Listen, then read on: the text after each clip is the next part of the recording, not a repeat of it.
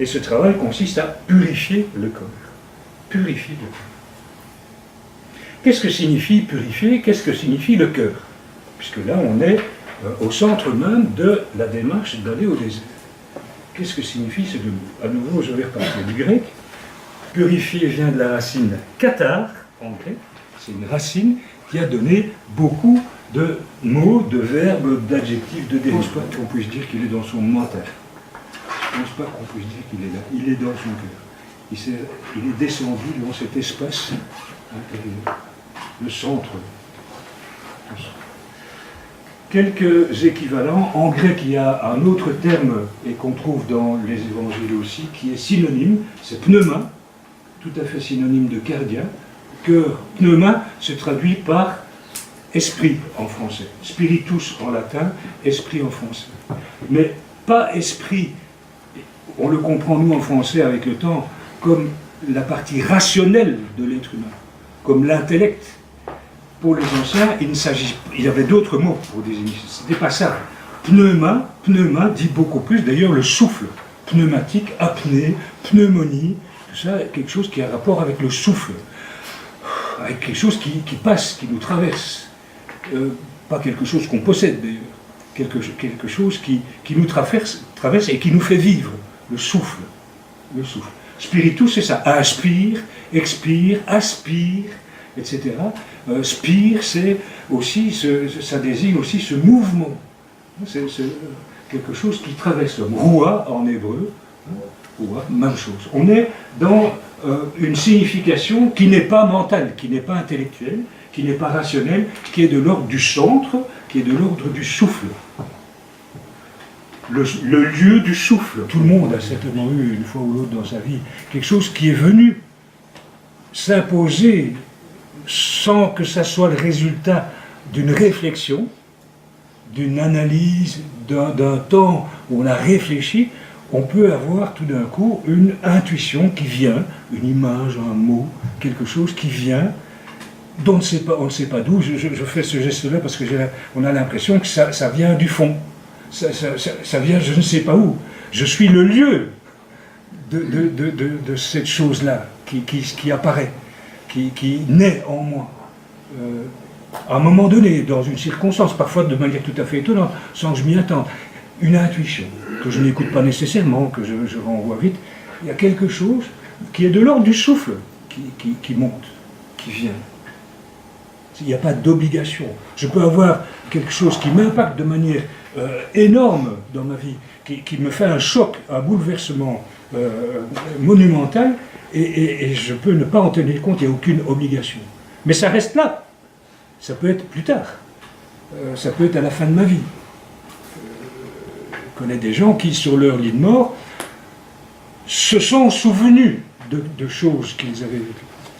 Et disaient en pleurant, je suis passé à côté de ma vie. Je me rends compte de ça maintenant. Maintenant que je suis confronté au moment ultime, je me rends compte que, et je le savais, s'ils peuvent dire ça, personne ne leur a dit, c'est qu'ils étaient porteurs de ça déjà avant.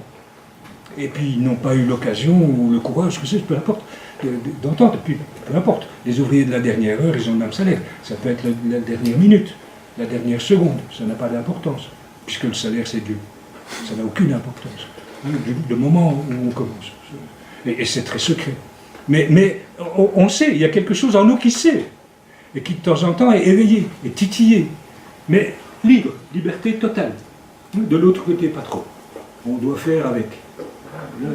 Et deuxième caractéristique pour distinguer la dimension pneumatique et la dimension psychologique, oh pardon, j'ai mis deux fois le même, j'ai vite fait ça ce matin, pendant la nuit, c'est intégrité, vous effacez, vous changez, c'est intégrité. Intégrité. J'ai fait dupliquer, intégrité, ça signifie que, au niveau psychologique et somatique aussi d'ailleurs, l'intégrité, elle n'est pas totale et elle se défait. Avec le temps, nous partons en poussière, nous devenons déliquescents, on est bien obligé de le reconnaître et de l'admettre d'ailleurs. Et bien, il y a des choses qui s'en vont, des choses qui partent. il y a de la faiblesse, il y a des choses on arrive à une limite. Si j'ai eu un accident grave physique ou psychologique, ça laisse des séquelles, des traces. Et je ne peux pas effacer tout. Il va falloir que j'accepte qu'il reste des traces, que je suis couturé, cicatrisé hein, d'accidents de la vie, de choses qui me sont tombées dessus au cours de mon existence. Et puis voilà, c'est comme ça, c'est dans la nature des choses. Mais l'intégrité, en thérapie, j'entends souvent des gens qui viennent vers moi en disant, moi, je sens la demande, rendez-moi mon intégrité ancienne. J'aimerais bien pouvoir revenir à comme j'étais avant. Parce que ça, c'était bien, et maintenant j'ai perdu quelque chose. Et toute la difficulté, ça va être de les amener à accepter, c'est de dire, ben, non, il n'y a pas moyen de revenir à avant. Il faut dire oui à maintenant. Pas possible de revenir. Et c'est douloureux, c'est difficile d'accepter, et de consentir au fait qu'on perd quelque chose et que c'est définitif. Et que peut-être on va encore perdre d'autres choses. Mais c'est totalement dans la nature des choses. Psychologiquement et somatiquement, l'intégrité, elle ne perdure pas, elle ne persiste pas. Ça se défait, ça se défait. Tandis qu'au niveau pneumatique, au niveau spirituel, ce centre de nous-mêmes n'est jamais atteint par quoi que ce soit. C'est inoxydable. Mon boucher qui en fin de vie disait j'ai raté ma vie, eh bien, c'est resté tel quel. Il aurait pu... plutôt, peu importe, ça n'a aucune importance, mais voilà, ça n'a pas bougé, ça n'a pas été atteint par quoi que ce soit de la vie. C'est inaccessible, inatteignable. Ça reste pur, ça reste entier, ça reste intègre. Rien ne peut atteindre. Aussi bien le corps que le mental peut tomber malade ou avoir des accidents. Je peux avoir un accident physique ou un accident, une fracture intérieure au niveau pneumatique. Jamais. Je peux juste ne pas l'entendre. Ça peut juste être bloqué, enfoui. Mais ça reste là. C'est lié à l'être. À l'être.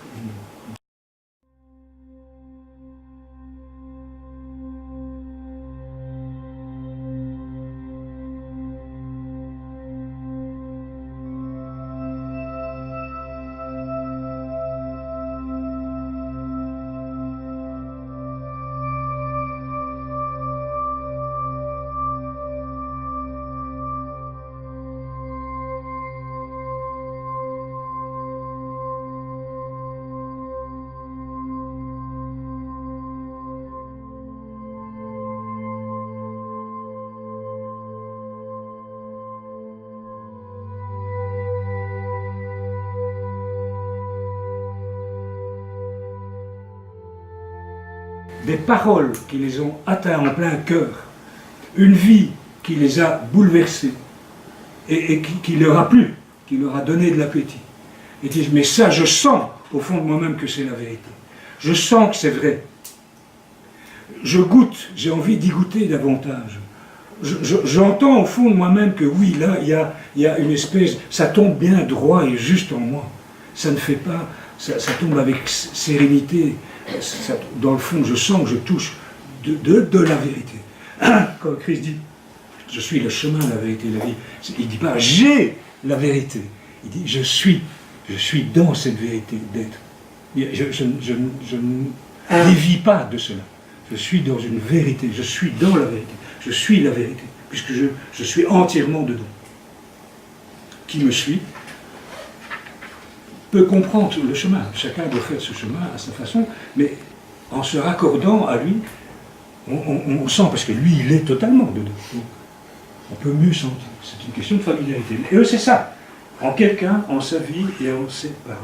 C'est d'ailleurs, depuis l'époque jusqu'à aujourd'hui, la foi de tous les gens simples.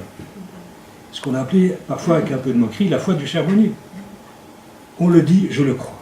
Je ne discute pas. Je ne palabre pas, je le reçois. Là, Marie recevait toutes ces rématas dans son...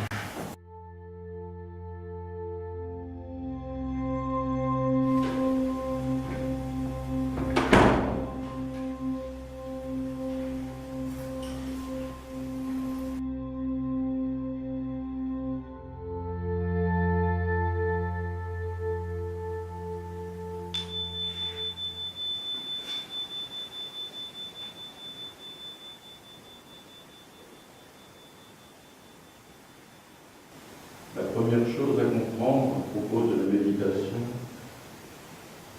c'est qu'il faut y consacrer du temps. Il est nécessaire de méditer tous les matins et tous les soirs. Dans la vision chrétienne, nous sommes conduits à cette source de notre être par un guide. Et notre guide, c'est Jésus.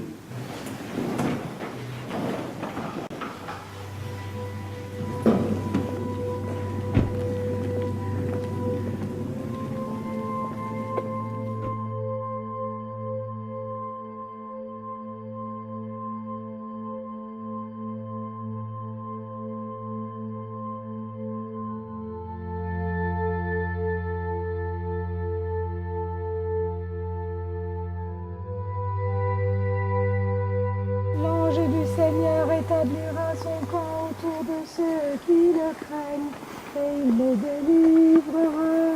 Goûtez et voyez combien le Seigneur est doux. Bienheureux l'homme qui met en lui son espérance.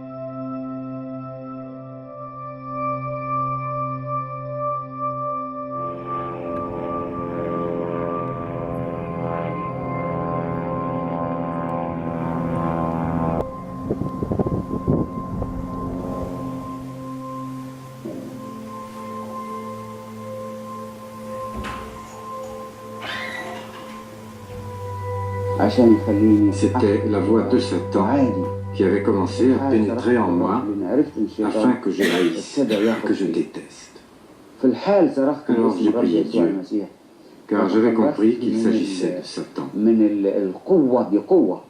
À l'instant même où j'ai invoqué le nom du Christ, j'ai été délivré de cette force, car c'était bien une force et non pas un sentiment, une force très puissante qui m'avait mis dans cet état de haine incroyable. J'en suis délivré instantanément. Mais j'ai eu la certitude, une certitude sur laquelle je n'ai pas besoin de m'étendre, que c'était réellement la force de Satan lui-même.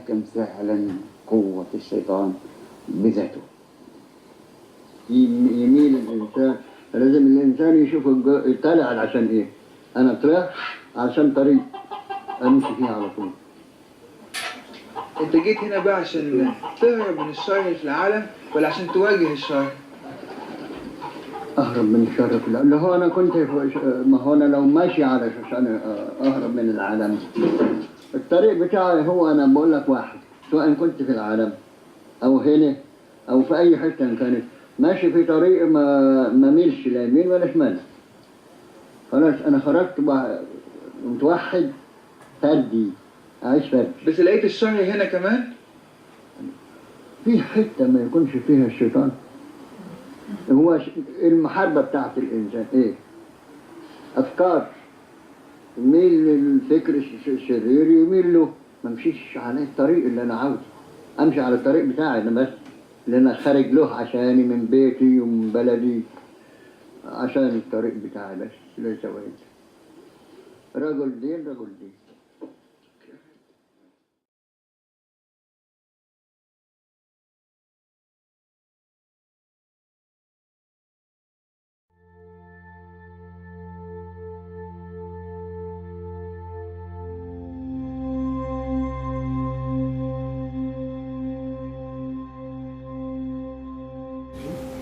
c'est parce qu'il ne voit pas ce qui nuit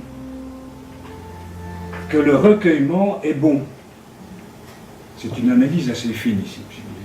Je reprends. Le recueillement est bon, le fait de se recueillir est bon, parce que quand je me recueille, je ne vois pas le mal, je ne vois pas l'ombre, je ne vois pas ce qui nuit. La pensée ne perçoit pas ce qu'elle n'a pas vu. Le mental, il se nourrit des sens, de sensorialité. La voie d'accès au mental, ce sont les organes sensoriels. Quelqu'un qui, à supposer, n'aurait aucun organe sensoriel, qui serait aveugle, sourd, muet, non kinesthésique, ne sentirait rien, il serait coupé totalement du monde, il n'aurait aucune information qui viendrait, aucune image, rien, aucune information, il serait un mort-vivant, il serait emmuré. C'est inimaginable. Mais le cerveau est d'abord alimenté, le petit enfant, il explore, il met en bouche tout ça pour découvrir et pour se nourrir d'informations, d'images, apprendre, découvrir le monde, etc. Donc tous les organes sensoriels sont des flux d'informations permanents vers le cerveau. Quand je me recueille et que j'essaye de fuir, c'est-à-dire de m'écarter, de prendre distance par rapport à tout cela, de faire silence, j'essaye de créer une situation en moi où je ne suis plus accessible à cela, où je ne suis plus accessible aux pensées, aux sons et à ce genre de choses. Et quand je ne suis pas accessible, la pensée ne travaille pas. La pensée elle ne peut percevoir que elle ne perçoit pas ce qu'elle n'a pas vu.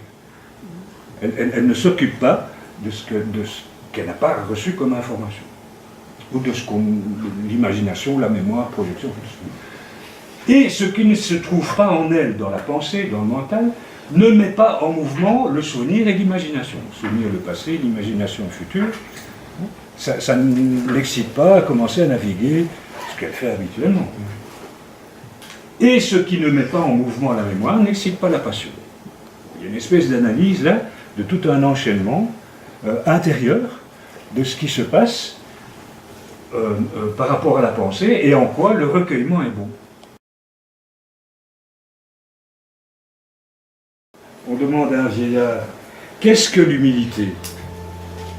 Et lui, il dit, si ton frère t'offense et que tu lui pardonnes avant même qu'il ne te le demande. Fais le trajet déjà tout de suite toi-même, avant d'y être incité. Réalise par toi-même de quoi il s'agit et que cette offense, c'est pas si grave, quoi. Pardonne déjà à ton frère, ne l'oblige pas même à faire la démarche. Déjà, dans ton cœur, enlève cette épine de ton cœur. Nettoie cette ombre-là. Ne t'encombre pas avec ça. Déjà, si possible, tout de suite. Ça, c'est l'humilité, c'est s'incliner. Abba Poemen disait, l'homme doit s'imprégner, comme une éponge, s'imprégner d'humilité, et c'est associé, et de la crainte de Dieu. La crainte de Dieu, c'est quelque chose comme la conscience de la grandeur de Dieu, comme l'amour de Dieu aussi mêlé, comme un effroi peut-être devant la majesté de Dieu, mais qui suis-je par rapport à ça? C'est la crainte de Dieu, c'est dans ce sens-là. C'est pas la peur, je me cache parce que je risque d'être puni, c'est la crainte, l'émerveillement aussi quelque part, l'éblouissement. S'imprégner d'humilité et de la crainte de Dieu, aussi continuellement qu'on aspire et qu'on expire l'air. Être dans l'humilité, aussi, avec le même rythme, j'aspire et j'expire. Entrer dans l'humilité. Et c'est là que le silence, la fuite, la solitude, le silence et le recueillement vont aider à tout ça. Ça, ce sont tous des travaux, des activités internes, on verra en finale, je le dis déjà, qui s'appellent des crypté mélété. Crypté, crypte, caché, mélété, exercice. Ce sont toutes sortes d'exercices cachés. Pardonner déjà à l'autre avant qu'il me le demande.